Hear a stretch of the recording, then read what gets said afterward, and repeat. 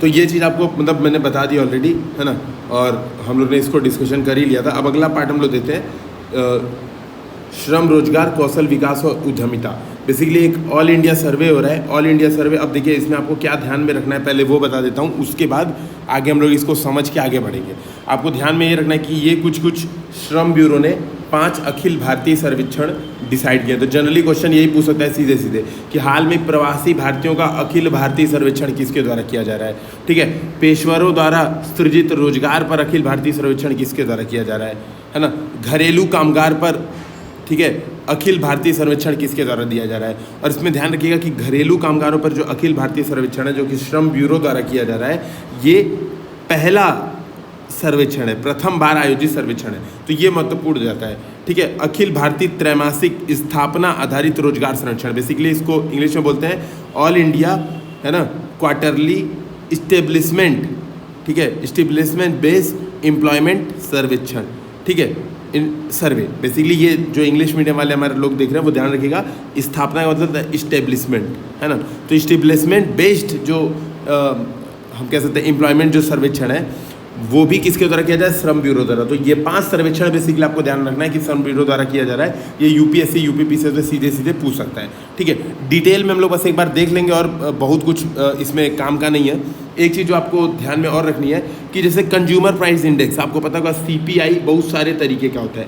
सामान्यतः जो सीपीआई होता है, ठीक है, उसको MoSPI, ministry of statistics and programme implementation द्वारा जारी किया जाता है, जो हम लोग सामान्य सीपीआई देखते हैं। ठीक है, डब्ल्यूपीआई मैंने ऑलरेडी डिस्कशन किया था कि ये वाणिज्य एवं उद्योग मंत्रालय का जो आर्थिक सलाहकार विभाग है, बेसिकली हम लोग जो डीपीआईआईटी का एक संबद्ध कार्यालय है उसके द्वारा किया जाता है। चाहे शॉर्ट में याद रखिए, डब्ल्यूपीआई को वाणिज्य उद्योग मंत्रालय जारी करता है।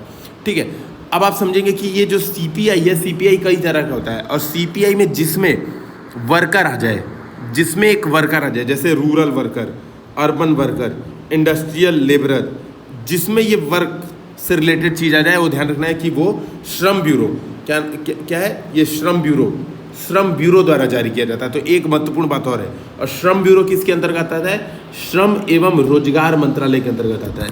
तो देखिए ये जो महत्वपूर्ण है, आप देख सकते हैं इस टॉपिक से 3-4 क्वेश्चन बनने को आराम से बन सकते हैं। हम लोग क्विजेस में हम लोग ने बनाए भी होंगे और आराम से बन सकते हैं। ठीक है, तो महत्वपूर्ण चीज़ आपको इसमें ये ध्यान रखनी है। अब देखिए क्या है कि जो 5 अखिल भारतीय सर्वेक्षणों में से 2 सर्वेक्षण का शुभारंभ कर दिया है, और ये जो 2 सर्वेक्षण होंगे वो सबसे इंपॉर्टेंट होंगे। बाकी 5 एक बार रीड कर लेना है, इन दोनों को नोट्स में जरूर लिखना है। श्रम ब्यूरो द्वारा कौन कौन सा है, एक प्रवासी भारतीयों का अखिल भारतीय सर्वेक्षण।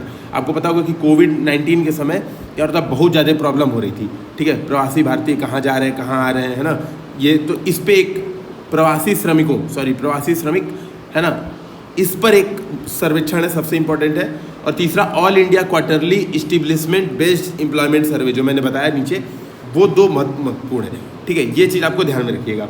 अब ये क्या है, कागज रहित, मतलब केवल टैबलेट या मोबाइल पर यह सर्वेक्षण किया जाएगा। ठीक है, तो आप ये ध्यान में रखिएगा, बस इसमें एक महत्वपूर्ण बात है और कुछ काम की बात नहीं है इसमें, है ना। फिर बताया कि श्रम ब्यूरो किसके अंतर्गत है, तो श्रम एवं रोजगार मंत्रालय के अंतर्गत है, मैंने ऑलरेडी आपको बता दिया। अब इसमें देखिए, इसमें ये कई तरह का सीपीआई जारी करता है, कहीं दिया है, कोई बात नहीं दिया, तो जो मैंने बताया वो ध्यान रखिएगा। लिखा भी यहाँ पर, कंज्यूमर प्राइस इंडेक्स सीपीआई जारी करता है किन किन का, इंडस्ट्रियल लेबरर, रूरल लेबरर और एग्रीकल्चर लेबरर। ठीक है, तो जहाँ पे श्रमिक आ जाएंगे, अगर सीपीआई आगे कोई भी श्रमिक दिया है, ठीक है, कोई भी लेबर या फिर वर्कर दिया हुआ है, ठीक है, तो ध्यान रखिएगा वो श्रम ब्यूरो द्वारा होता है। बस केवल इतना ध्यान में रखिए। बाकी सीपीआई कौन जारी करता है, बाकी सीपीआई मॉस्पी जारी करता है, ministry of statistics and programme implementation. ठीक है, सांख्यिकी एवं कार्यक्रम क्रियान्वयन मंत्रालय, ठीक है, हिंदी में इसको बोलते हैं। तो वो चीज़ आपको ध्यान में रखनी है। इसके बाद ये सर्वेक्षण ध्यान में रखना है कौन कौन से हैं। अब अगला आता है स्टार्टअप इंडिया सीड फंड योजना। तो सीड फंड क्या होता है, बेसिकली आप देखेंगे यहाँ पे ग्राफ से समझाया भी, अगर इसको देखें, कोई भी स्टार्टअप जब स्टार्ट होता है तो प्रारंभ में उसके पास रेवेन्यू नहीं होता है, शुरू में आपको अपने पास है। जैसे अभी उदाहरण के तौर पे अभी हम लोग यूपीएससी हिंदी चला रहे हैं, तो स्टार्ट में सारा का सारा इन्वेस्टमेंट हम लोग को उधार लेके करना पड़ा, मतलब टैबलेट खरीदना पड़ा, तो कोई अपने मतलब बाबा से उधार लिया है, कोई चाचा से उधार लिया है, कोई दोस्तों से उधार लिया है, जैसे मैंने दोस्तों से उधार लेके खरीदा। ठीक है, तो हम लोग ने ऐसे ऐसे चीज़ों को लेके स्टार्टिंग कर रहे हैं हम लोग, है ना। अब क्या होता है, मान लो अगर हम लोग को यही उधार ना मिले, समझो मान लो हम लोग को यही उधार ना मिले, पैसा ना इकट्ठा हो पाए, ठीक है, तो आप समझोगे कि स्टार्टअप यहीं पे खत्म हो जाएगा, इसी को बोलते हैं वैली ऑफ डेथ। ठीक है, रेवेन्यू आएगा नहीं, रेवेन्यू अभी देखोगे रेवेन्यू प्लस में नहीं है, स्टार्टिंग में निगेटिव में जाता है रेवेन्यू, क्योंकि कोई भी रिस्क होता है मार्केट में, है ना, वो रिस्क होता है। साथ में आपका स्टार्ट में ही ऐसा नहीं है कि आपके ऊपर लोग भरोसा नहीं करने लगते, आपसे सामान नहीं लेने लगते। तो उसी समय जब वैली ऑफ डेथ में जाने लगता है, तो जो फंड सपोर्ट के लिए दिया जाता है इसको, स्टार्टअप को, उसको बोलते हैं सीड फंडिंग। तो जैसे निशांत सर ने अपने बाबा से उधार लेके टैबलेट खरीदा था, जो आईपैड है वो अपने बाबा से उधार लेके खरीदा था, तो बेसिकली बाबा ने उनको एक तरह से सीड फंड प्रोवाइड किया, ऐसे समझ लीजिए। ठीक है, तो एक तरह से आप समझ सकते हैं कि ये सीड फंडिंग क्या है। सामान्यतः बहुत सारे लोग होते हैं सीड फंडर्स, बहुत सारे होते हैं, गवर्नमेंट भी सीड फंडिंग करती है स्टार्टअप को शुरुआत में टिकाने के लिए, कि भाई टिक जाएगा, 1-2 साल चल जाएगा तो अब अच्छा कर जाएगा। ठीक है, तो आप सिंपल सी बात है, आप समझ लो, अगर मान लो यूपीएससी हिंदी के पास टैबलेट नहीं होता तो हम लोग कैसे पढ़ा ही नहीं पाते, तो स्टार्टअप खाक नहीं चलता, है ना। तो एक सिंपल सी बात है, तो इसी को बोलते हैं हम लोग सीड फंडिंग। अब ये क्या है, स्टार्टअप इंडिया सीड फंड योजना आपके सामने, startup India seed fund scheme है। ठीक है, वाणिज्य एवं उद्योग मंत्रालय ने 945 करोड़ रुपए से इसकी स्टार्ट की है।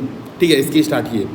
अच्छा, अब ये देखिए, इसमें क्या है कि बहुत सारा काम कर रहा है कि 300 इंक्यूबेटर्स, है ना, 3600 स्टार्टअप को सहायता प्रदान करने की संभावना है। टियर 2 और टियर 3 शहरों के लिए सबसे ज़्यादा जरूरी, जैसे आपको पता होगा टियर 1 शहर जो बॉम्बे, दिल्ली, सबसे बड़े वाले शहर होते हैं उनको टियर 1 बोलते हैं। उसके अलावा जो उससे छोटे शहर होते हैं, कुछ जनसंख्या के आधार पर आंकड़ा होता है, उसको टियर 2 और टियर 3 सिटीज़ बोलते हैं। तो ये बेसिकली जो है वो टियर 2 और टियर 3 सिटीज़ के लिए है। अच्छा, इसकी घोषणा कब शुरुआत की गई, स्टार्टअप इंडिया इंटरनेशनल समिट में।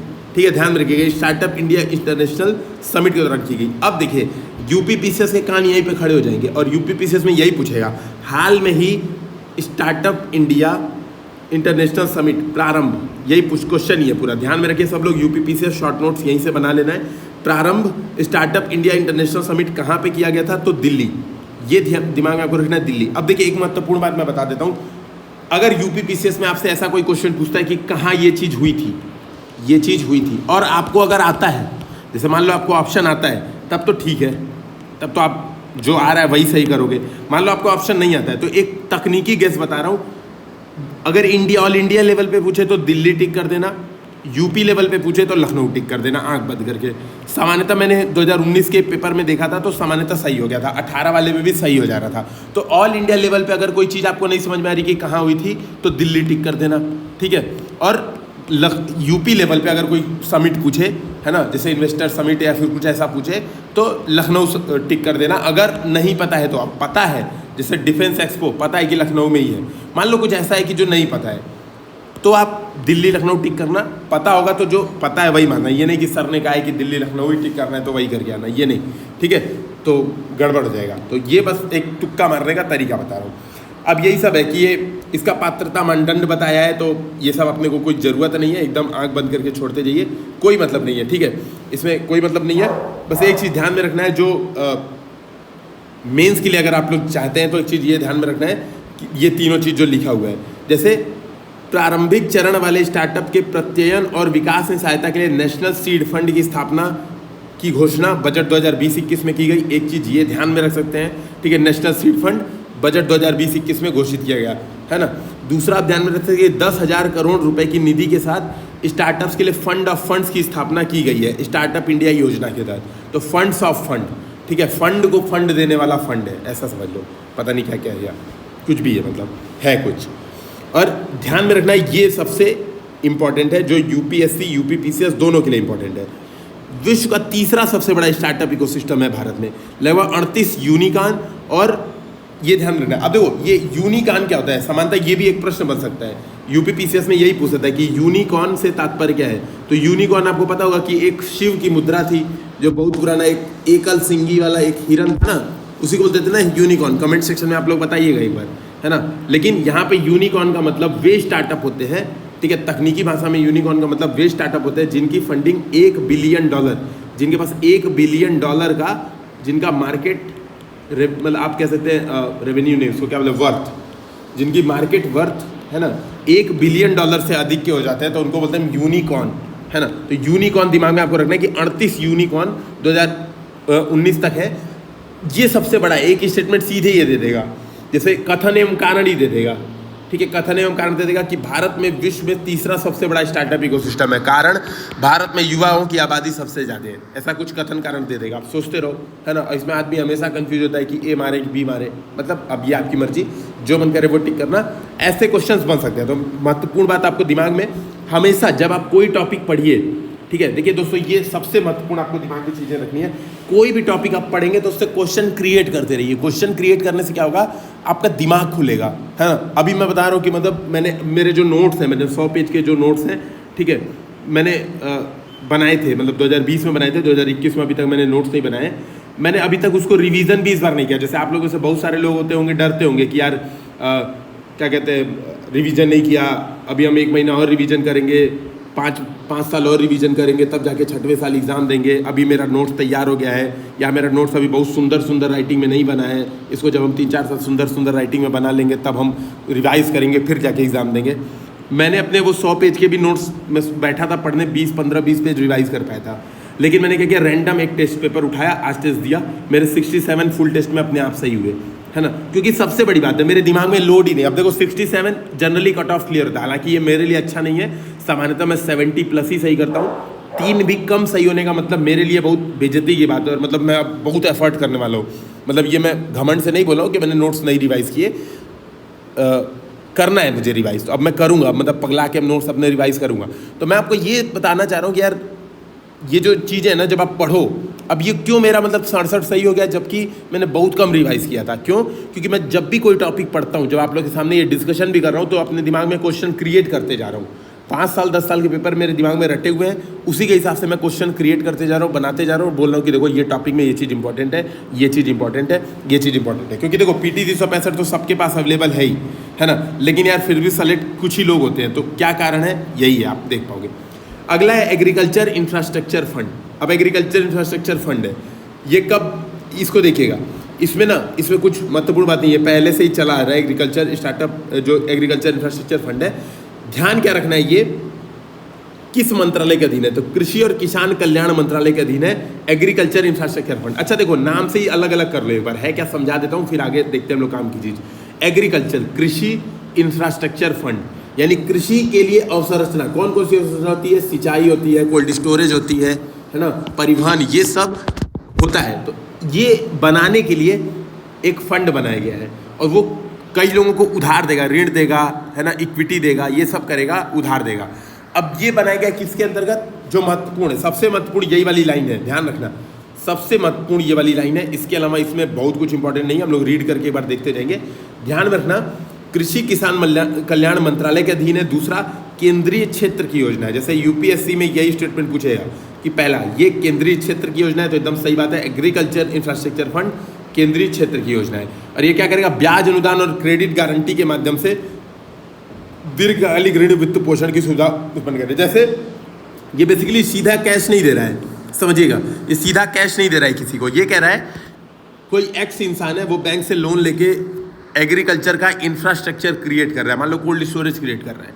तो मान लो बैंक से लोन लिया तो 9% ब्याज लग रहा था, तो ये कहेगा चलो हम तुमको एक काम करेंगे, ब्याज अनुदान दे देंगे, क्रेडिट सब्सिडी दे देंगे तुमको, ठीक है। तो तुम 9% नहीं देगा, तुम 3% ही बढ़ो, 6% हम दे देंगे। अब यहाँ पे दिया हुआ कितना परसेंट है, मैं एक बात बता रहा हूँ कि क्रेडिट सब्सिडी देता है ये, ठीक है, और क्रेडिट गारंटी देता है। जैसे बैंकों को भी डर रहता है कि ससुरा जो लोनवा लिया है एक्स वाला, वो पैसा वापस करेगा कि नहीं करेगा, तो बैंकों को भी ऋण आसानी से बैंक दे पाए, तो इनके लिए कहेगा कि क्रेडिट गारंटी भी हम देंगे कि तुम्हारा लोनवा डूबेगा तो हम पैसा वापस कर देंगे, ठीक है। तो ये चीज़ है, मतलब ये आपको समझना है कि ब्याज अनुदान और क्रेडिट गारंटी से वित्त पोषण की सुविधा ये प्रदान करता है। अब देखो इधर इसमें कुछ कुछ लाभार्थी बताए हुए, एक बार देख लो। अगर आप विजन की टेस्ट सीरीज दे रहे होगे, यूपीएससी हिंदी की टेस्ट सीरीज दे रहे होगे, है ना, जैसे यूपीएससी हिंदी की भी दोस्तों टेस्ट सीरीज लगभग 35-40 टेस्ट का जो प्रॉपर सीरीज है वो केवल 1275 रुपये में है यूपीएससी के लिए, और यूपीपीसीएस के लिए अभी हम लोग 15 अगस्त का ऑफर लेके आए 850 रुपये में। तो सोचो इतना कम कॉस्ट की भी आप टेस्ट सीरीज दे रहोगे। हो सकता है हम लोग आपको परेशान करने के लिए ये पूछ दें कि कौन कौन इसके लाभार्थी में है, तो ध्यान रखना ये सारे लाभार्थी में रीड कर लो एक बार। किसान प्राइमरी एग्रीकल्चर क्रेडिट सोसाइटी, किसान उत्पादक संगठन, फार्मर प्रोड्यूसर ऑर्गेनाइजेशन, कृषि उद्यमी स्टार्टअप्स, केंद्रीय राज्य एजेंसियां, है ना, मतलब कुछ कुछ जो भी है एक बार रीड कर लो। यूपीएससी यूपीपीसीएस में नहीं पूछेगा, टेस्ट सीरीज में जरूर पूछेगा, मैं श्योर हूँ, मैं ही दे दूंगा अगला क्वेश्चन, ठीक है। तो रीड कर लो बस, है ना, जितना जो चीज़ दिया रहे सब सही मान लेना, अगर कुछ ना समझाए तो जो दिया रहेगा आंसर में सब सही मान लेना। अगला देखिए, अब बोला है कि ये कौन कौन सी परियोजनाएं पात्र हैं, वो भी देख लेते हैं, ये भी पूछेगा नहीं, ठीक है, क्योंकि कितनी परियोजनाएं कहाँ से दिमाग में रखोगे आप लोग। तो आपूर्ति श्रृंखला सेवाएं, ई मार्केटिंग प्लेटफॉर्म, भंडार गृह, साइलो पता है कि भूमिगत कक्ष जो बनाते हैं हम लोग, जैसे चाइना अभी साइलो बना रहा है मिसाइल के लिए, तो कई बार हमें मिसाइल छुपाने के लिए भी भूमिगत कक्षों की आवश्यकता होती है, तो वो है साइलो, भूमिगत कक्ष। छटाई और ग्रेडिंग करने वाली इकाइयाँ, ठीक है, एक सेकंड, ठीक है, छटाई और ग्रेडिंग करने वाली इकाइयाँ। और आप देखोगे यहाँ पर प्रशीतलन गृह, लॉजिस्टिक, ये सब है, ठीक है, ये सब माना जाएगा। कटाई उपरांत और सामुदायिक कृषि संपत्तियाँ, जैसे निर्यात किए जाने वाली फसलों सहित कृषि के लिए आपूर्ति श्रृंखला अवसंरचना, बेसिकली यही सब है और कुछ इसमें काम का नहीं है। 2-3 परियोजना है, सामुदायिक कृषि संपत्ति सृजन करना और कटाई उपरांत प्रबंधन।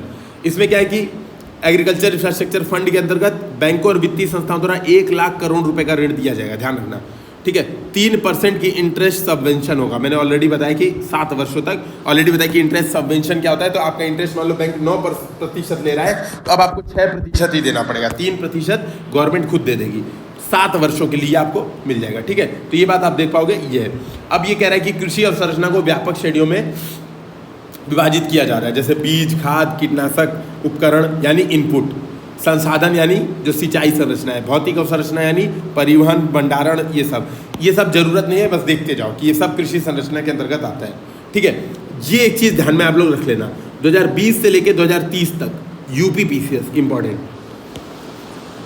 ध्यान रखना। यूपी पीसीएस में यही क्वेश्चन पूछा था ना, अब मैं याद करा के बता रहा हूँ, पूछा था नेशनल इंफ्रास्ट्रक्चर पाइपलाइन कब से कब तक। इसके अलावा कई बार पूछा है, आप देखोगे यूपी पीसीएस कई बार पूछा है कि स्वच्छ भारत मिशन, नहीं कौन सा एक मिशन था, स्वच्छ भारत मिशन नहीं, एक कोई तो था, वही पूछा है कि कब से कब तक लागू है, ठीक है। तो आपको ध्यान रखना है ना, मतलब ऐसा ही कुछ था, मुझे अभी एग्जैक्टली याद नहीं आ रहा, मैं भी थोड़ा बूढ़ा हो गया हूँ, है ना, दिमाग कम काम करता है अभी। ये देखिए आप, बस मैं ये कहना चाह रहा हूँ कि 2020 से लेकर 2029-30 तक ये दिमाग में रखना है कि ये एग्रीकल्चर इंफ्रास्ट्रक्चर फंड, है ना, काम करेगा। तो ये महत्वपूर्ण है बेसिकली आपके लिए, यूपी पीसीएस के लिए। यूपीएससी कम चांस है कि ये क्वेश्चन पूछेगा। अच्छा, इसका जो प्रबंधन है वो एक ऑनलाइन प्रबंधन सूचना प्रणाली, मैनेजमेंट इंफॉर्मेशन सिस्टम द्वारा किया जाएगा। अब देखो, यही यूपी पीसीएस ने पूछा था कि MIS क्या होता है, 2019 में ही पूछा है शायद, या 18 में पूछा होगा, या 20 में पूछा होगा, 2019-20, अब मुझे ये भूल जाता है, मिक्स हो जाता है कि 2019 में पूछा था या 20 में पूछा था। दोनों पेपर वह अगले बगल हुए थे, ज़्यादा दिन लेट नहीं हुए थे, है ना, इस वजह से भूल जाते हैं। नहीं, लेट हुए थे अच्छा खासा, लेकिन मुझे भूल जाता है, ठीक है, परेशानी हो रहा है। मैनेजमेंट इंफॉर्मेशन सिस्टम के बारे में यूपी पीसीएस भी पूछा है। तो क्या होता है बेसिकली, आप इसके माध्यम से क्या करते हो, जो भी आपका आंकड़ा है उसको रियल टाइम निगरानी, और आप क्या करते हो, तुरंत ही फीडबैक सुनिश्चित करते हो इसके माध्यम से। तो यही है मैनेजमेंट इंफॉर्मेशन सिस्टम। आपके पास इंफॉर्मेशन आती है बहुत सारी कि कितने लोन गए, कहाँ से गए, है ना, उन सबको आप एक जगह पोर्टल पे रखते हो और रियल टाइम निगरानी कर पाते हो मैनेजमेंट इंफॉर्मेशन सिस्टम के माध्यम से, ठीक है। तो ये चीज़ ध्यान में रखना है। अब अगला बता रहा है कि बहुत सारा, ये मैं कहूँगा सबसे one of the important topic अब आने वाला है, जो अब आ रहा है, ठीक है। एक बार हम लोग देख लेते हैं कितने पेजेस और बचे, तो उस हिसाब से हम लोग करते रहेंगे, ठीक है। स्क्रैपिंग CSR 82 पेज नंबर, संरचना,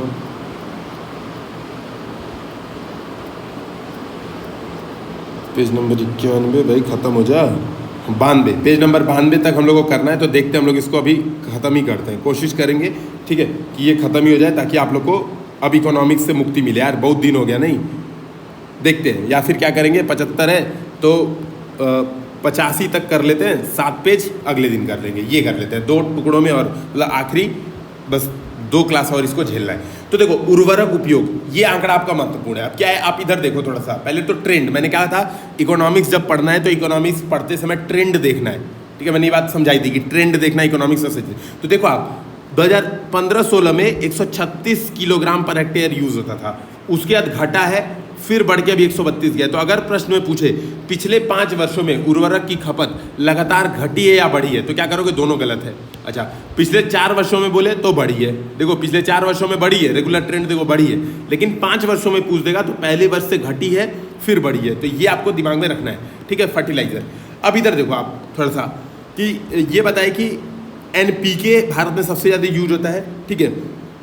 तीन राज्य सबसे ज़्यादा एनपीके मतलब आपको पता ही होगा, नाइट्रोजन, फास्फोरस और पोटेशियम। अच्छा, मैं इतना मान के चला हूँ कि जो पीटी 365 की क्लासेस आप लोग देख रहे हो, थोड़ा बहुत तो बेसिक क्लियर होगा। हालांकि मैं बेसिक फिर भी बताते जा रहा हूँ, लेकिन जहाँ भूल जा रहा हूँ वहाँ मेरे ऊपर कोई दोषारोपण न हो, इसलिए मैं ये मान के चल रहा हूँ कि आप लोग पढ़ के आए होंगे। ठीक है, तो बस अपने आप को बचाने के लिए मैं थोड़ा सा बहाना मार ले रहा हूँ। बाकी मैं कोशिश यही कर रहा हूँ कि हर चीज़ आप लोग को बेसिक से बताई जाए।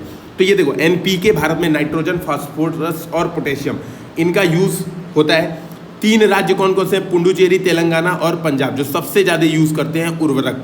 अब देखो, जो महत्वपूर्ण है मेंस के लिए, प्री के लिए तो नहीं कहूँगा, मेंस के लिए ज़्यादा महत्वपूर्ण है कि वर्तमान खपत एनपीके के अनुपात है 6.7:2.1 2.4:1। ठीक है, देखो मतलब ऐसे याद कर लो, अगर 7:2.5:1 ऐसे याद कर लो, 7:2.5 है ना, मतलब इतना अगल बगल। तो जो 4:2:1 का आदर्श अनुपात है, उसकी तुलना में नाइट्रोजन सबसे ज़्यादा यूज होता है। तो आप देखो कि भारत में जनरली 4:2:1 का अनुपात है, मतलब ये आदर्श अनुपात माना गया है। लेकिन क्या है, आप देखोगे यहाँ पर सर्वाधिक उपयोग को प्रदर्शित करता है। अब चलो यहीं से मैं एक क्वेश्चन प्री के लिए बना दे रहा हूँ। एक तो ये क्वेश्चन आप लोग ट्रेंड वाला देख लिया होगा, ठीक है, ये तो आप लोग देख लिया होगा। और ये एक ऑर्डर भी देख लेना, एन सबसे ज़्यादा greater than P greater than के, ये मतलब नाइट्रोजन सबसे ज़्यादा यूज होता है, फिर फास्फोरस, फिर पोटेशियम यूज होता है। अब मैं कह रहा हूँ कृषि रसायन के उत्पादन में भारत विश्व में प्रथम स्थान पर है। कृषि रसायन उत्पादन, स्टेटमेंट दे रहा हूँ, रसायन उत्पादन में भारत विश्व में प्रथम स्थान पे है। आप लोग बताना स्टेटमेंट सही है या गलत है। ठीक है, अगर मुझे याद आ गया वीडियो के लास्ट में तो मैं बता दूंगा, नहीं याद आया तो आप लोग गूगल सर्च करके बता देना। ठीक है, मुझे हालांकि अभी आंसर याद है, लेकिन आप लोग वीडियो आखिरी तक देखें। और मैं बता दूं कि ये 2021 यूपी पीसीएस में क्वेश्चन श्योर है, यूपीएससी में भी श्योर है। चलो दोनों लोग देखना पूरा लास्ट तक वीडियो। ठीक है, अगला ई संता प्लेटफॉर्म।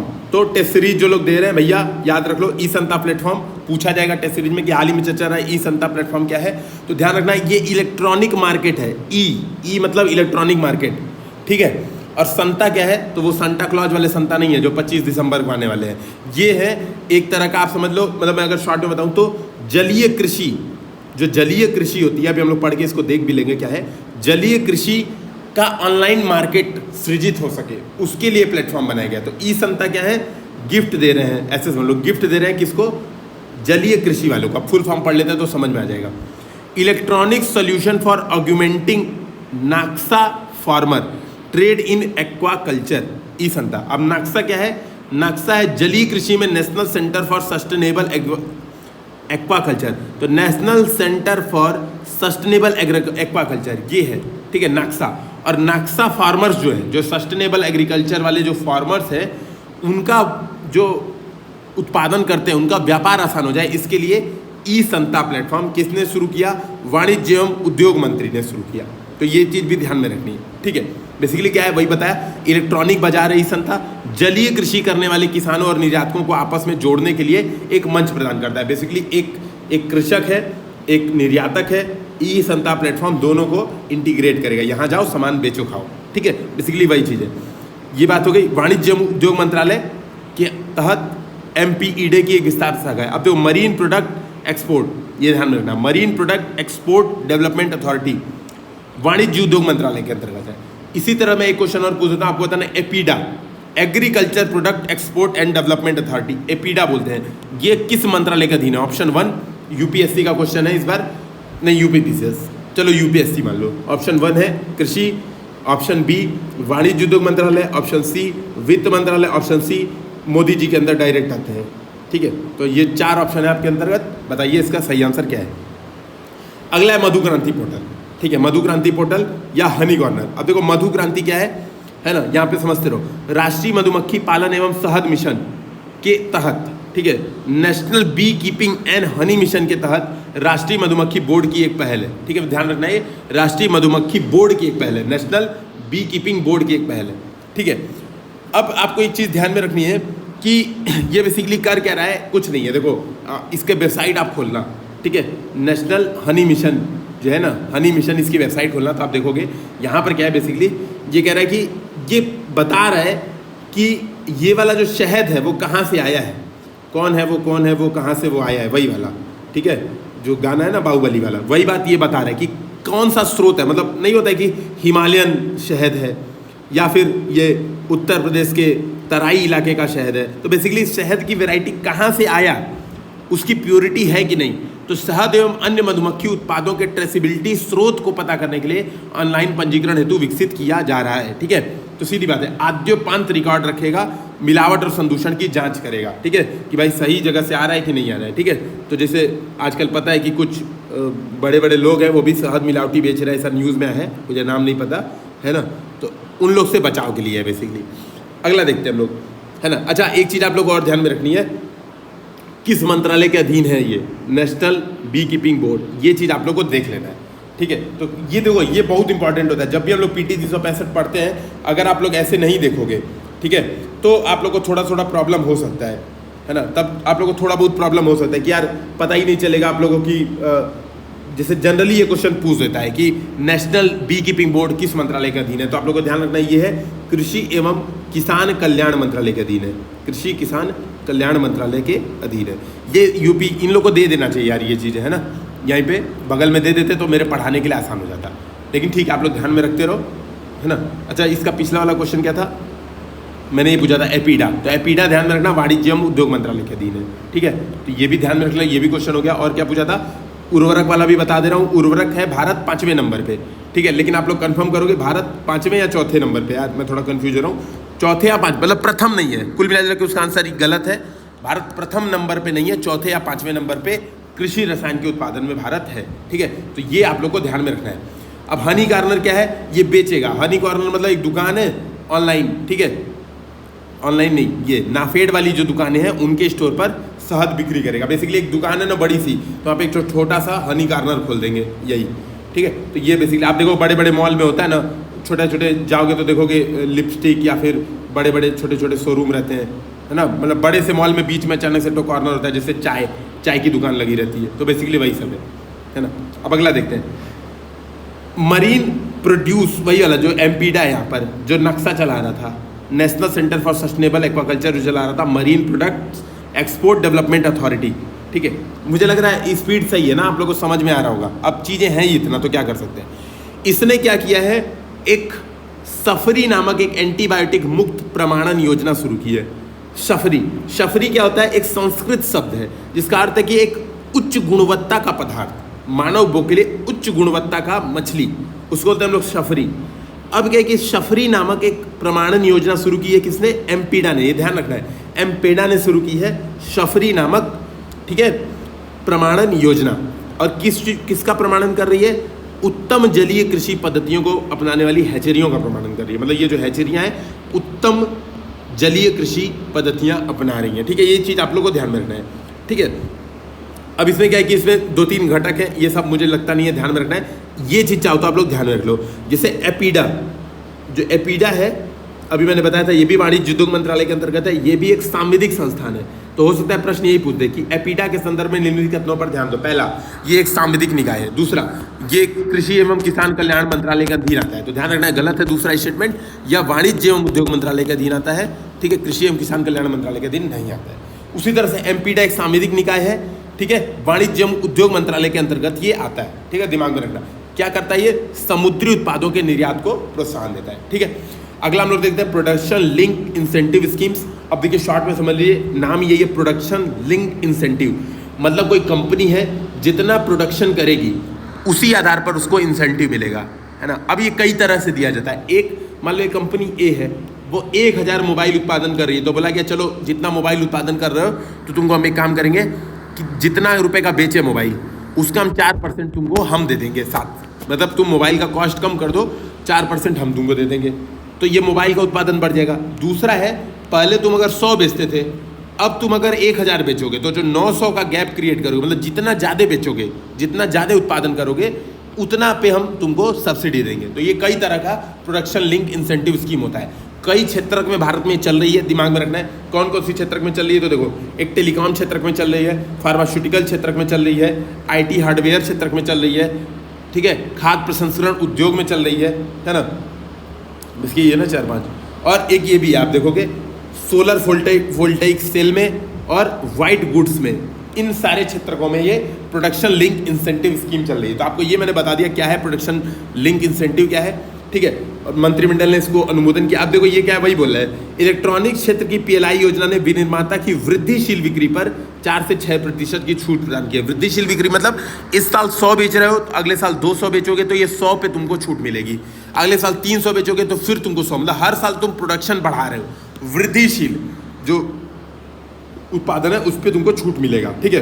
अब इसमें बहुत अलग अलग तरह का है, मुझे नहीं लगता इतना ध्यान में रखना है। जैसे लिखा है कि 5 वर्षों में 12,000 करोड़ का व्यय करेंगे, 21 से 29 तक 15,000 करोड़ व्यय करेंगे। हालांकि एक बार ये देख ही लो यार, जो भी विशेष क्वेश्चन जनरली पूछ ही दे रहा है, लेकिन मेरे से बहुत महत्वपूर्ण नहीं है। बस इतना ध्यान रखना है कि ये पीएलआई स्कीम अपने आप में महत्वपूर्ण है। पूछ सकता है पीएलआई स्कीम किन किन क्षेत्रों के लिए चलाई जा रही है, तो 6 क्षेत्र आपके सामने हम लोग ने देख लिए, ठीक है। ये ध्यान में रखना, 2 इंपॉर्टेंट जो क्षेत्र हैं, चाहो तो आप इनके लिए दिमाग में रख लो। 2 इंपॉर्टेंट जो सबसे ज़्यादा क्षेत्र के, एक फार्मास्यूटिकल, क्योंकि कोविड-19 में बहुत ज़्यादा ये न्यूज़ में रहा है, ठीक है, और खाद्य प्रसंस्करण। ये 2 क्षेत्रों के लिए डेट भी याद रख लो कि 21 से 29 है, और ये वाला 6 वर्ष की अवधि यानी 21 से 27 है। जो खाद्य प्रसंस्करण वाला ये 6 वर्षों तक है। बस 2 चीज़ याद रख लो। बाकी तो उसका फायदा क्या है, यही है कि भारत को सभी उत्पादन में, ये जो 6 क्षेत्र के ना, इन सभी के उत्पादन में वैश्विक हब बनाना, यही सबका उद्देश्य है। उसी को बढ़ा चढ़ा के बताया यहाँ पर कि घरेलू विनिर्माण को बढ़ावा देना है ना, रीड कर लेना, इसमें और कुछ काम का नहीं, बस यही सब है कि विनिर्माण, खाद्य विनिर्माण के क्षेत्र में चैंपियन बनाना है ना, कहीं पे कुछ भी बनाना है, मतलब जो भी बनाना है, नीरज चोपड़ा बनाना है, क्या बनाना है, देखते रहो। इसमें मेरे हिसाब से और कुछ काम का नहीं है ना, इतना डिटेल में मतलब पढ़ने की जरूरत भी नहीं है आप लोग को, पता नहीं क्या क्या दिए हुए। अब अगला देखो, ये सोलर फोटोवोल्टाइक मॉड्यूल और श्वेत वस्तुओं के लिए उत्पादन से संबद्ध प्रोत्साहन योजना। देखो ये जरूर पूछेगा, श्वेत वस्तुएं क्या होती हैं, पूछेगा। अर्थव्यवस्था के संदर्भ में या उत्पादन के संदर्भ में श्वेत वस्तुओं से आप क्या समझते हैं, तो क्या समझते हैं श्वेत वस्तुओं से? जैसे washing machine, fridge, TV, cooler पहले आते थे तो सफ़ेद कलर के आते थे, इसीलिए इनको बोला जाता है श्वेत वस्तुएं। पहले आप देखो कि जैसे अभी मेरे घर में जो वॉशिंग मशीन है या फिर फिल्टर है, वाटर फिल्टर है, तो वाइट कलर का ही है, ठीक है। तो बेसिकली यही है। उसको एसी, जनरली आप देखोगे एसी लगा होता है किसी के घर में तो सफ़ेद कलर का होता है, ठीक है, उसी को हम लोग बोलते हैं वाइट गुड्स, ठीक। ये हो गया, तो वही है white goods, air conditioner, LED lights के लिए उत्पादन संबंध प्रोत्साहन योजना। बेसिकली बहुत सारी चीज़ को हम लोग वाइट गुड्स बोलते हैं, इसके आप लोग को ये देख लेना पड़ेगा, ठीक है, मतलब इसको आप लोग को ये देख लेना चाहिए। वाइट गुड्स का मतलब समझ में आ गया तो यही क्वेश्चन बनता है, इससे ज़्यादा क्वेश्चन नहीं बनता है, ठीक है। एक से हाँ, अब देखिए तो ये है। अब इसमें क्या है, कुछ कुछ उद्देश्य है कि गीगावाट पैमाने की विनिर्माण क्षमता, जो सोलर फोटोवोल्टाइक मॉड्यूल वाला जो पीएलआई स्कीम है, उसका उद्देश्य क्या है कि गीगावाट पैमाने की विनिर्माण क्षमता हम प्राप्त करेंगे, है ना। और इसके अलावा मुझे लगता है कोई काम का नहीं है, सबको पता ही होगा, सेम चीज़ है, मतलब सब में देखो पीएलआई स्कीम का मतलब समझ में आ गया कि जितना उत्पादन उतना ही फायदा। केवल ये ध्यान में रखना, 2 चीज़ का डेटवा याद रखना है, किस किस का, एक खाद्य प्रसंस्करण का 6 साल 21 से 27, और दूसरा क्या था ये फार्मास्यूटिकल वाला जो 21 से 29 था। ये 2 चीज़ ध्यान में रखना, बाकी रीडिंग कर लो, इन्हीं का शॉर्ट नोट्स बनाना। मेरे कहने का मतलब देखो सामने आया तो रीड कर ही लें, क्या पता वही आ जाए जो हमने रीड किया था, तो रिकॉल हो ही जाएगा, लेकिन एटलीस्ट जो इंपॉर्टेंट है उसको हम लोग याद करें। जैसे आप लोग कहते हो ना कई बार, सर रिवीजन नहीं होता है, रिवीजन नहीं होता है, कैसे रिवीजन करें, तो यही है कि अमांट पमांट चीज़ याद रखोगे, अंटसंट तो कभी याद नहीं होगा। जो महत्वपूर्ण है उसको याद करो, बाकी चीज़ों को देख के आगे बढ़ते जाओ, ठीक है, तो ये होगा। अब अगला है वाहन स्क्रैपिंग पॉलिसी। वाहन स्क्रैपिंग पॉलिसी देखो क्या है, बेसिकली आपका एक गाड़ी था, गाड़ी कई साल रह गई, अब वो क्या हुआ, ख़राब हो गई, मतलब उसको मान लिया जाता है ख़राब। डेप्रिसिएशन हर साल थोड़ा थोड़ा मान के ये माना जाता है कि गाड़ी 10-15 साल बाद बहुत ज़्यादा उत्सर्जन करने लगती है, ख़राब हो जाती है। 10-15 साल कोई गाड़ी चली, ख़राब हो जाती है। इसके लिए आपको फिटनेस सर्टिफिकेट चाहिए होता है। वाहन आपका सही है, इसके लिए आपको फिटनेस सर्टिफिकेट चाहिए होता है। अब ये फिटनेस सर्टिफिकेट के बारे में बहुत सारे रूल बनाए गए हैं, और अगर मान लो आपका गाड़ी अनफिट हो गई, जैसे मैंने बताया था, अभी एक वीडियो बनाया था, बहुत ज़्यादा वायरल हुआ, 3.5 लाख व्यूज़ के हो गए, है ना। मैंने ऑलरेडी बताया था कि मेडिकल होता है, यूपीएससी क्लियर करने के बाद मेडिकल में अनफिट हो गए तो जॉब नहीं मिलती है सामान्यतः। मतलब जिस जॉब के लिए आप सेलेक्ट हुए, हो सकता है आप आईपीएस के लिए सेलेक्ट हुए हो, और आईपीएस के लिए आप मेडिकली अनफिट हो गए, परमानेंट अनफिट हो गए। अब ये सब मत कमेंट में पूछना, सर टैटू बनवाए हैं तो सर ये हो गया है, तो सर मेरी 3 ठो किडनी गायब हो गई है, सर मेरा ब्रेन गायब हो गया है। 50 ठो कमेंट सेक्शन में मत पूछेगा। मैं बस इतना बता रहा हूँ कि मेडिकली अनफिट हुए तो आईपीएस नहीं बने। उसी तरह से गाड़ी अगर मेडिकली अनफिट हो गई तो उसको स्क्रैप, मतलब उसको कचड़े में उसको चेंज किया जाएगा। तो वही सब लिखा हुआ है। क्या उद्देश्य है, बताया कि वाहन जो पुराने वाहन है उनकी संख्या को कम करना, जलवायु वाला जो हमारा पेरिस लक्ष्य है उसकी पूर्ति करना। सीधी बात है, वाहन जितना पुराना होगा उतना ज़्यादा उत्सर्जन करेगा, नया वाहन उत्सर्जन कम करेगा, तो वो है। सड़क और वाहन संबंधी सुरक्षा, भाई पुरानी गाड़ियाँ ब्रेक वेक फेल हो जाता है, एक्सीडेंट हो जाता है। बेहतर ईंधन दक्षता प्राप्त करना, नई गाड़ी नया इंजन सही होता है, ठीक है।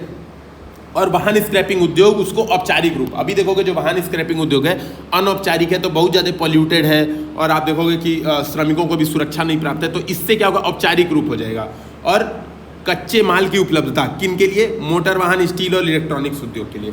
अब इसमें बेसिकली है क्या, आप वाहन स्क्रैप कराने जाते हो अगर, है ना, बस बता दे रहा हूँ, ये पूछना नहीं है, मुझे नहीं लगता कि ये पूछेगा, ठीक है, लेकिन बस एक बार देख लो इसका मतलब क्या है। बेसिकली आप जाओगे वाहन स्क्रैप कराने, तो आपकी गाड़ी ले लेगा, आपको एक कूपन दे देगा। अब आप नई गाड़ी लोगे तो आपको कुछ कुछ छूट मिलेगी।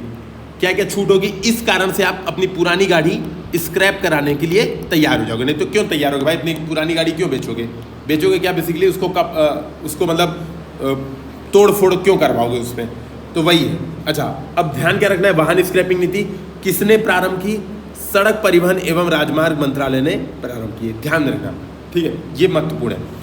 अब बोल रहा है इसमें 15 वर्ष पुराने वाणिज्यिक वाहन यदि फिटनेस सर्टिफिकेट नहीं मिला तो डी रजिस्टर कर दिया जाएगा। 20 वर्ष पुराने निजी वाहन यदि नहीं मिला तो विपंजीकृत कर दिया जाएगा। सरकारी वाहनों को 15 वर्ष बाद विपंजीकृत किया जा सकता है, ठीक है। तो ध्यान में रखना, निजी वाहन 20 साल, वाणिज्यिक वाहन 15 साल। ये तो बोला है कि अगर फिटनेस मिल गया, उसके बाद फिटनेस सर्टिफिकेट मिल गया तब तो ठीक है, नहीं मिला तो डी रजिस्टर्ड। अच्छा, कोई नया वाहन है, 2 बार लगातार गया, एठो दुकान होगी, अभी बता रहा, कैसी दुकान होगी, यहाँ देखो,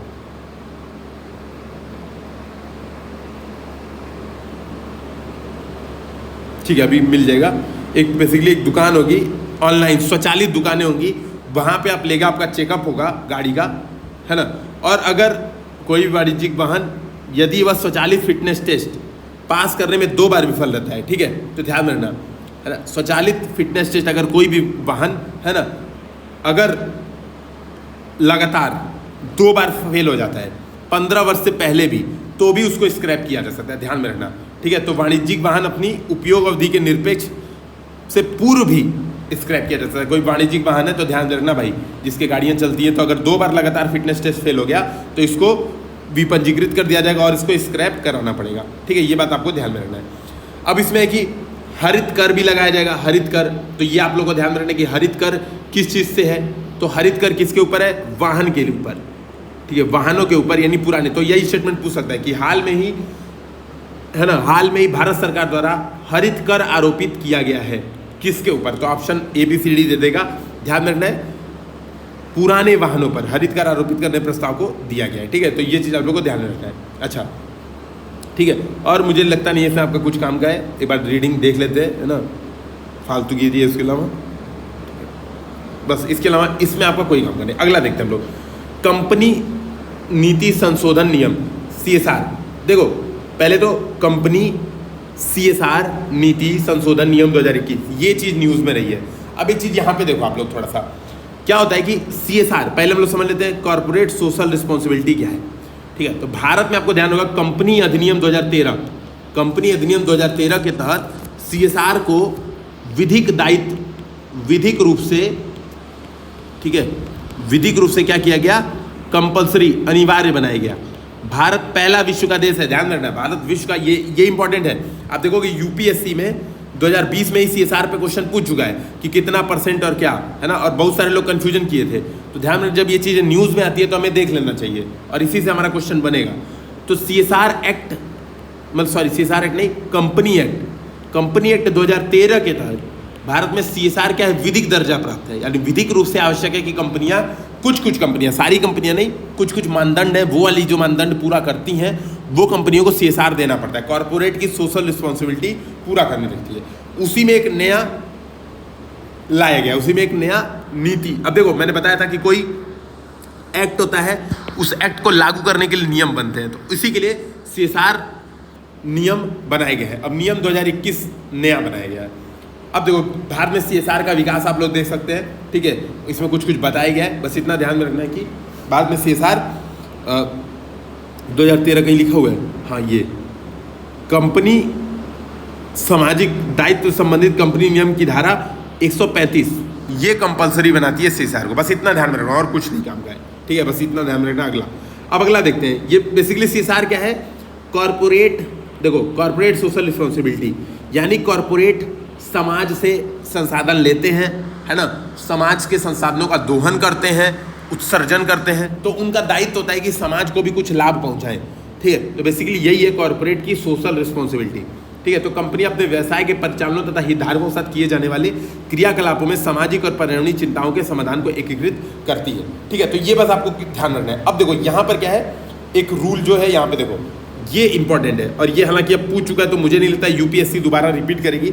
यूपी पीसीएस में चांसेस है कि यार दोबारा पूछ दे, ठीक है, ठीक है। तो ये बात ध्यान रखना है। तो क्या है, ये देखो लिखा है कि कहाँ है, पहले तो ये पढ़ लो आप लोग। भारत कंपनी अधिनियम 2013 के तहत सीएसआर गतिविधियों को विधिक रूप देने वाला प्रथम देश बन गया था। ये बात मैंने शुरुआत में ही बता दी थी।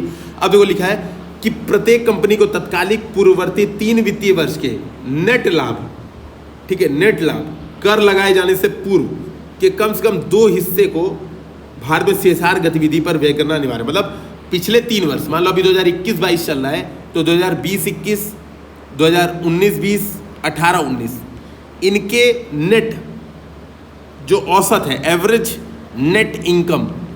नेट इनकम के 2% को सीएसआर गतिविधियों पर व्यय करना अनिवार्य है। ध्यान रखना कौन कौन सी कंपनियां अर्ह है, मतलब अर्हता प्राप्त है। तो लिखा है, देखो यहाँ पे क्या लिखा है, 1000 करोड़ रुपए से अधिक वार्षिक का टर्नओवर है अगर, ठीक है, तो वो कंपनियां सीएसआर है। तो यानी अभी देखो यूपीएससी हिंदी को अभी सीएसआर नहीं देना पड़ेगा।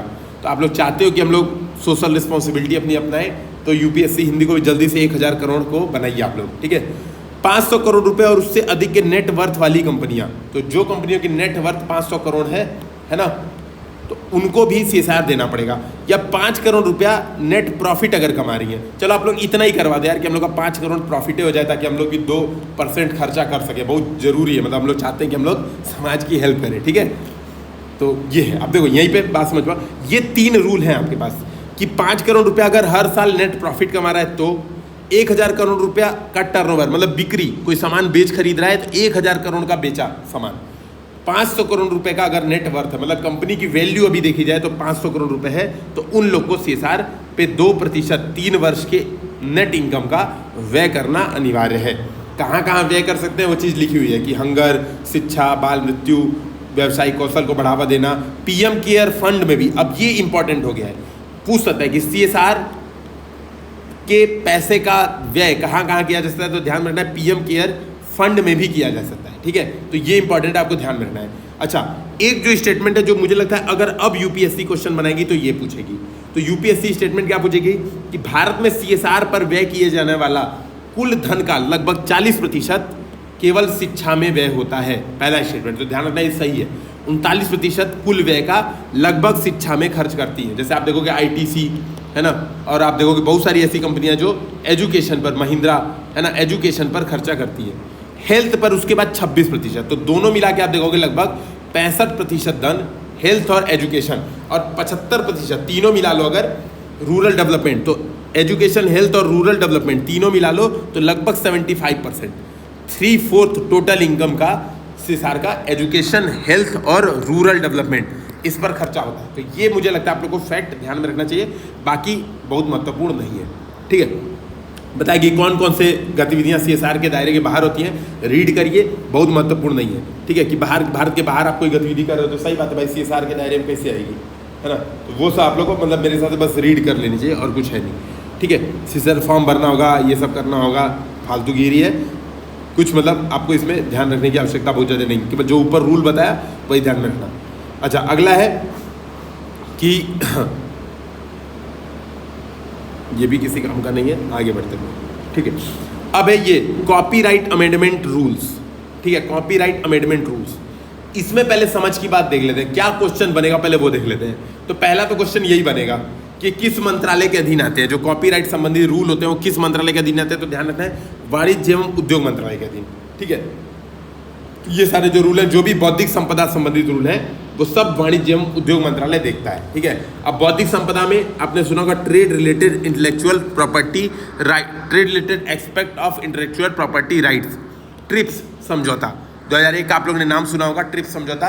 इसमें बहुत सारे इंटेलेक्चुअल प्रॉपर्टीज को बताया गया, जैसे पेटेंट, जैसे कॉपीराइट, जैसे ट्रेडमार्क, जैसे आपने सुना होगा एक कोका कोला जो छुपी हुई प्रैक्टिस करता है, ट्रेड सीक्रेट्स, ये सब क्या होती हैं? बेसिकली इंटेलेक्चुअल प्रॉपर्टी राइट्स होती हैं। जियोग्राफिकल इंडिकेशन, जीआई टैग, है ना, इससे क्या होता है कि वस्तुओं का दाम बढ़ जाता है, कुछ होता है, मतलब है ना, फायदा होता है बेसिकली। अब ये देखो, इसमें बताया गया कि कॉपीराइट क्या है। जैसे ये विजन आईएएस ने ये चीज़ बनाई, लिखित है, ये जो हम लोग पढ़ रहे हैं करंट अफेयर से लिखित है, तो इस पे इनका कॉपीराइट आप लोग देखोगे लिखा भी होगा, कॉपीराइट विजन आईएएस। देखो यहाँ पे लिखा है ना, सी है छोटका, जो सी लिखल बा, इसका मतलब यही होता है कॉपीराइट विजन आईएएस। मतलब इस चीज पर विजन आईएएस को बहुत सारे अधिकार हैं। कौन से अधिकार है? देखो क्या क्या अधिकार है: रूपांतरण, पुनरुत्पादन का अधिकार, प्रकाशन का अधिकार, अनुवाद करने का अधिकार, जनता तक पहुंचाने का अधिकार। तो यानी इसका कोई रिप्रोडक्शन करेगा, कोई रूपांतरण करेगा, तो सबके लिए विजन आईएएस को चार्ज देना पड़ेगा। ठीक है, तो ये चीज़ ध्यान में रखना। तो वही चीज़ यहाँ पर लिखी हुई है कि भारत में जो व्यवस्था है वो किस से है, क्या क्या होता है कॉपीराइट में, इसको एक बार रीड कर लो, मुझे नहीं लगता बहुत काम का है। महत्वपूर्ण एक चीज़ ये पूछ सकता है, चलो एक क्वेश्चन बना ही देता हूँ ताकि आप लोग के और दिमाग में ये चीज़ घुस जाएगी। पूछ सकते हैं कि कॉपीराइट निम्नलिखित में से किन किन चीज़ों पर लागू होता है? तो ऑप्शन 1 कंप्यूटर प्रोग्राम, देखो सामने सब सही होगा। दूसरा है ना, मशीन के माध्यम से पढ़ी जा सकने वाली रचनाएं। तीसरा नाटकीय, संगीतात्मक और कलात्मक रचनाएं। चौथा सिनेमेटोग्राफिक फिल्में और साउंड रिकॉर्डिंग। तो ये चारों चीज़ें कॉपीराइट की रचनाओं में शामिल होती है। बेसिकली इन चारों चीज़ों पर कॉपीराइट का अधिकार आपको मिलता है। ठीक है, अब इसमें और कुछ समझ की बात नहीं, बस क्या थी, मैंने शॉर्ट नोट्स में क्या लिखना है, कॉपीराइट किस मंत्रालय के अधीन? वाणिज्य एवं उद्योग मंत्रालय के अधीन। बस इतना ध्यान रखना है अभी तक। ये एक बार रीड कर लेना, आगे बढ़ जाना है। इसको याद बात आप कर नहीं सकते, है ना, आगे बढ़ जाना है।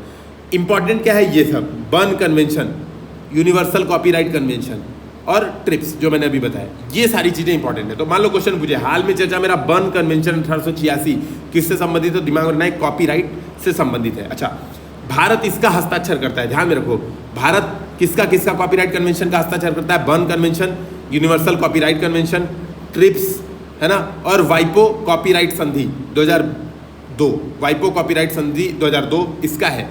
एक चीज बस ध्यान रखना है, भारत रोम कन्वेंशन का हस्ताक्षर करता नहीं है। तो देखो कोई भी आएगा, मान लेता कि भारत हस्ताक्षर करता है, जैसे burn convention, universal copyright convention, बौद्धिक संपदा अधिकार के व्यापार संबंधी पहलू जो मैंने शुरुआत में बताया था, trade related aspects of intellectual property rights, trips समझौता, ये भी है, और वाइपो का जो कॉपीराइट संधि है, इन चारों पर भारत ने हस्ताक्षर किए हुए हैं। लेकिन भारत जो रोम कन्वेंशन है उस पर हस्ताक्षर नहीं किया हुआ है, ध्यान रखना, रोम कन्वेंशन पर हस्ताक्षर नहीं किया गया है। ठीक है, अच्छा ये चीज़ आपको बस ध्यान रखनी है। अच्छा, इसके बाद एक जो टेक्निकल कीवर्ड है जो सामान्यतः टेस्ट सीरीज में पूछा जाएगा, यूपीएससी यूपीपीएससी से नहीं पूछा जाएगा, फोनोग्राम क्या है? हाल में चर्चा मेरा फोनोग्राम क्या है? तो क्या है, किसी शब्द, शब्दांश या स्वर को दर्शाने या उसका प्रतिनिधित्व करने के लिए प्रयोग किए जाने वाला एक संकेताक्षर या प्रतीक, इसको बोलते हैं हम लोग फोनोग्राम। ठीक है, बाकी मुझे नहीं लगता आप लोगों को कुछ ध्यान रखने की जरूरत है। तो यहीं पर इसको कॉपी कर लेना, रोम कन्वेंशन लिख देना, भारत साइन नहीं किया है, बाकी सब पे लिख देना भारत हस्ताक्षर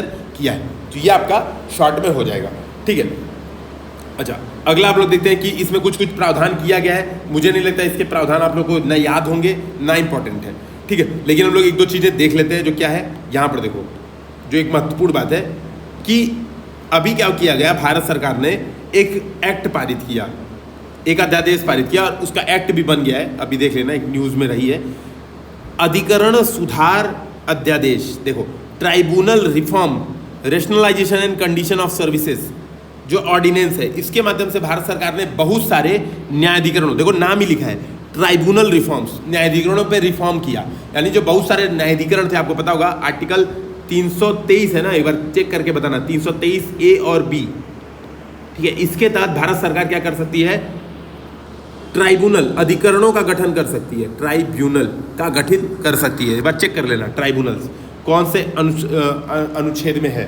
ठीक है, तो ये क्वेश्चन बन सकता है, अपने आप में क्वेश्चन बन सकता है कि ट्राइब्यूनल्स मतलब भारतीय संविधान के किस अनुच्छेद में है।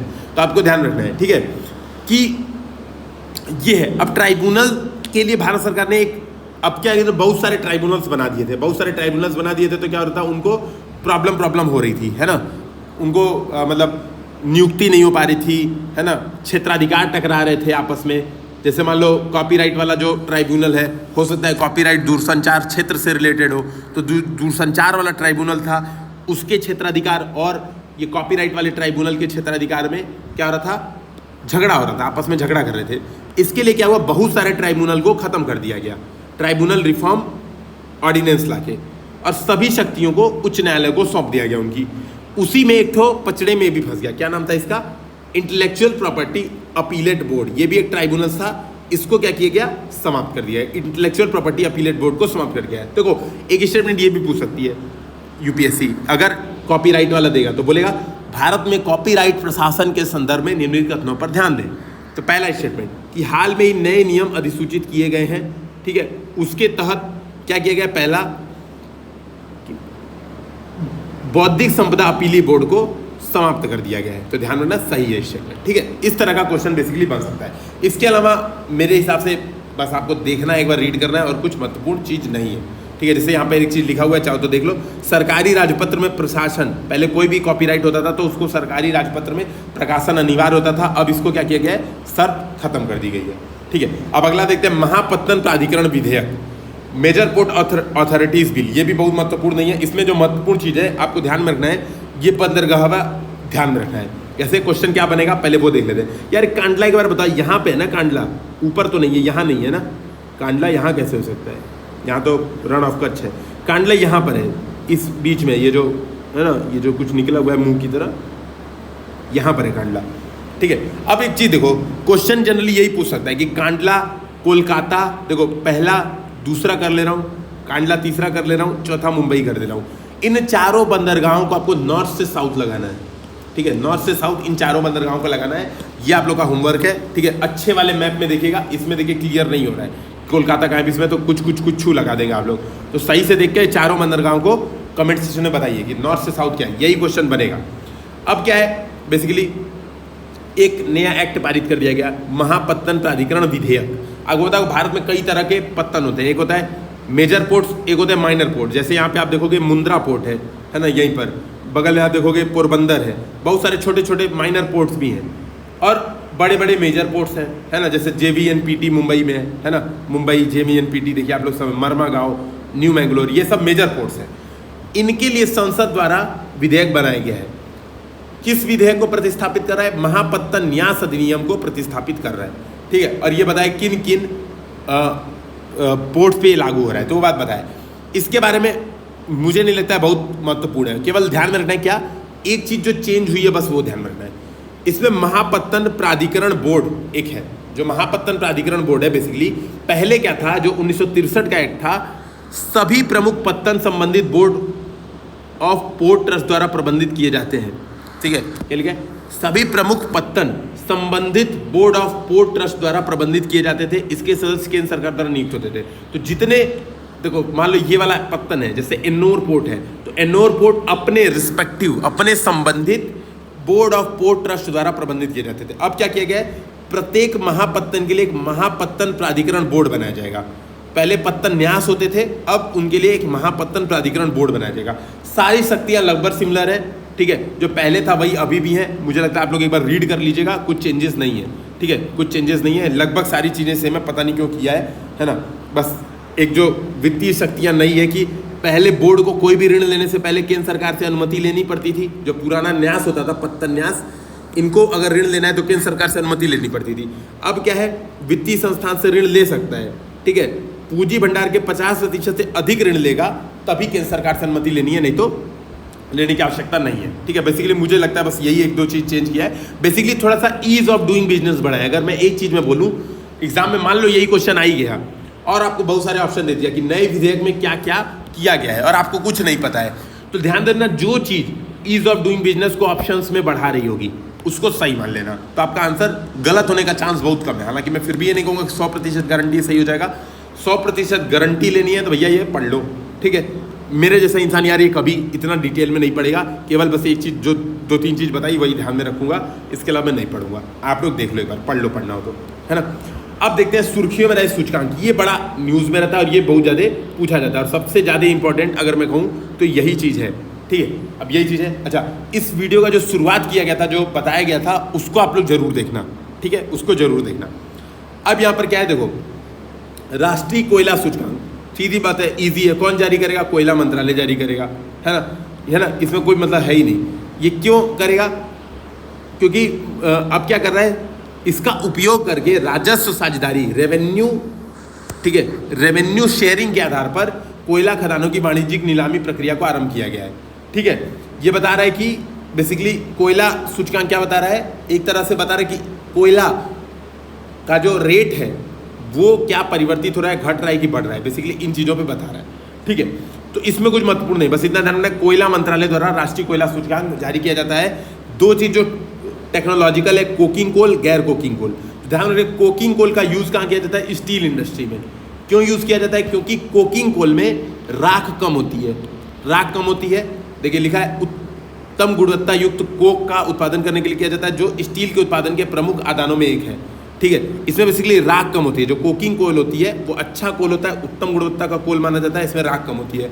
गैर कोकिंग कोल में राख, ठीक है, ज़्यादा होती है, और इसका उपयोग करते हैं हम लोग विद्युत उत्पादन के लिए, मुख्यतः इसका उपयोग, गैर कोकिंग कोल का उपयोग मुख्यतः विद्युत उत्पादन, कोकिंग कोल का उपयोग मुख्यतः स्टील उत्पादन के लिए किया जाता है। बस इतना ध्यान में रखना, और कुछ नहीं।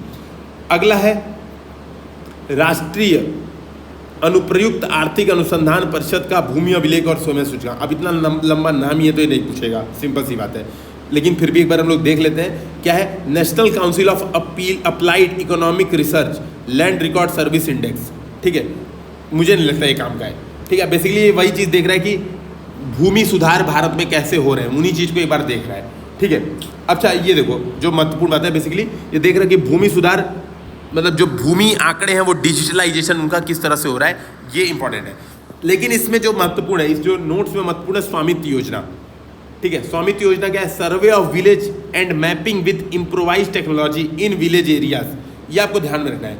ठीक है, गैर मानचित्रीकृत तथा आवासित हिस्सों में भू स्वामित्व प्रदान करने के लिए योजना प्रारंभ की गई। कमेंट सेक्शन में बताना है किस मंत्रालय की पहल है। ठीक है, तो ये आप लोगों को तुरंत बता देना है कि स्वामित्व योजना किस मंत्रालय की पहल है। एक मिनट,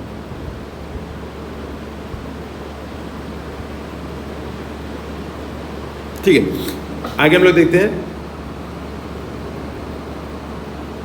अच्छा, अगला ईज ऑफ लिविंग इंडेक्स।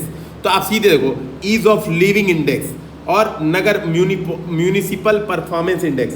तो देखो सीधी बात है, मतलब इसको शॉर्ट में आप देख सकते हो, है ना, इसको मतलब बहुत आसान है। ये तो म्यूनिसिपल नाम है, इसका मतलब है कि ये किसके अंतर्गत आएगा? MoHUA, ministry of urban housing, है ना, क्या नाम है? MoHUA, ministry of housing and urban development, आवासन और शहरी कार्य मंत्रालय के द्वारा यह जारी किया गया था।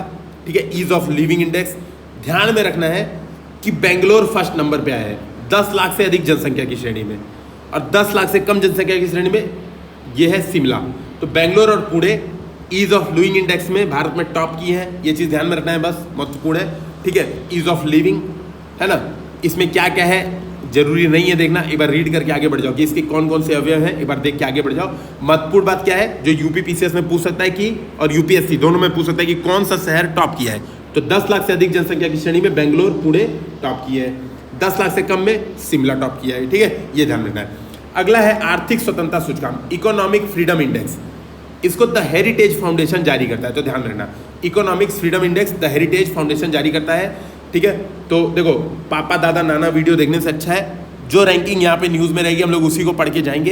एग्जाम में क्वेश्चन आया तो कर देंगे, नहीं तो नाना वीडियो देखने से भी नहीं होगा। ठीक है, यहाँ से हो गया तो हो गया। अब देखो इसमें महत्वपूर्ण क्या है, economic freedom index the heritage foundation जारी करता है। इसमें भारत की रैंकिंग देख लो। ठीक है, 184 देशों में 121वीं रैंकिंग है भारत की। एक तो ये क्वेश्चन बहुत वर्स्ट कंडीशन में पूछेगा, जनरली यही पूछेगा कि कौन जारी करता है, तो the heritage foundation economic freedom index, ये ध्यान में रखना। क्यों ये न्यूज़ में रहा है? क्योंकि इकोनॉमिक सर्वे में भी इसका यूज़ किया गया है, द इकोनॉमिक फ्रीडम इंडेक्स का, तो ध्यान रखना। ध्यान ये रखना है दूसरा कि सिंगापुर फर्स्ट है, ध्यान रखना, सिंगापुर फर्स्ट, भारत 121 और द हेरिटेज फाउंडेशन। केवल दो चीज़ ध्यान रखना है, कौन कौन सी श्रेणियाँ होती हैं ये सब ध्यान में नहीं रखना है कि जैसे विनियाम की दक्षता, विधि का शासन, ये सब नहीं पूछेगा, एकदम नहीं पूछेगा, पूछेगा तो छोड़ देना क्वेश्चन, है ना, इतना टफ कह देना कि नहीं पूछना चाहिए आप लोग को। ठीक है, तो यहीं पे हम लोग आज का डिस्कशन समाप्त करते हैं, है ना। अगला जो पार्ट होगा वो छोटा सा पार्ट होगा, वहाँ पे डिस्कशन कर लेंगे। आप लोग कमेंट सेक्शन में अपने डाउट्स बता दीजिए, ताकि क्योंकि अगला वीडियो में मुझे लगता है केवल 5-6 पेजेस और बचे हैं, ठीक है, केवल 5-6 पेजेस ही और बचे हैं। तो हम लोग क्या करेंगे नेक्स्ट वीडियो में इसको समाप्त करके, है ना। और जो आप लोग के डाउट्स हैं उसको पहले मैं डिस्कशन कर लूँगा। तो जो चीज़ें आप लोग को हैं स्ट्रेटजी से रिलेटेड, जो अदर प्रॉब्लम्स हैं, उसको मैं नेक्स्ट वीडियो के पहले शुरुआत में डिस्कशन करके फिर इन चीज़ों को पढ़ा दूंगा। ठीक है दोस्तों, तो इसी के साथ जय हिंद, जय भारत, फिर मिलते हैं।